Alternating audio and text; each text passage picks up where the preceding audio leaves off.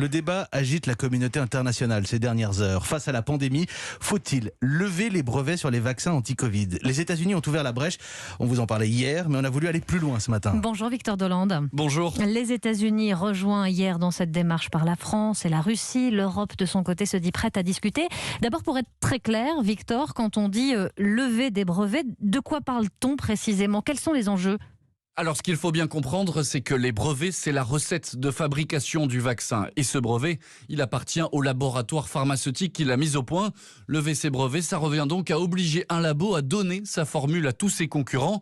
Ça peut paraître étonnant, mais il ne faut pas oublier que la recherche a été en partie subventionnée par les États.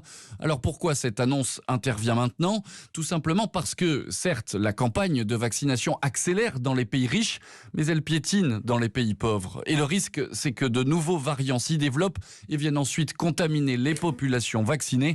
C'est l'effet boomerang, d'où cette idée de lever des brevets. Alors on comprend bien l'idée, donc, permettre à tout le monde, pays pauvres compris, d'avoir accès au vaccin.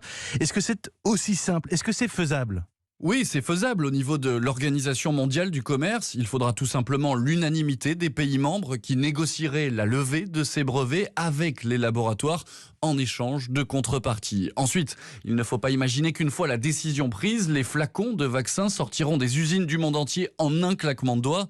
Entre le transfert de technologie, les certifications et les contrôles, il faudrait 18 mois minimum. Donc très concrètement, si la décision est prise cet été au sein de l'OMC, les premières doses seront produites fin 2022. L'économiste de la santé, Frédéric Bizard, est favorable à cette levée des brevets pour les vaccins, mais selon lui, ça ne sera pas du tout suffisant. Le frein essentiel à la production des vaccins, c'est principalement le manque de capacité, d'infrastructures de production d'ARN messager. Donc il faut investir dans les infrastructures. Si vous prenez la France, brevet ou pas brevet, la France n'a toujours pas jugé important d'investir dans des usines de production ARN messager. Il faut savoir qu'aujourd'hui, un site de production de vaccins ARN messager, ça coûte environ 150 millions d'euros. C'est capital pour la France d'en avoir un, non seulement pour cette lutte contre le coronavirus, mais aussi pour la lutte contre d'autres pathologies et notamment le cancer dans les prochaines années. Des investissements nécessaires donc et une unanimité requise à l'OMC, ça on le retient Victor, c'est mal parti. L'Allemagne et la Suisse notamment se disent favorables de leur côté à la protection des brevets. Dossier signé Victor Dolande pour Europe 1.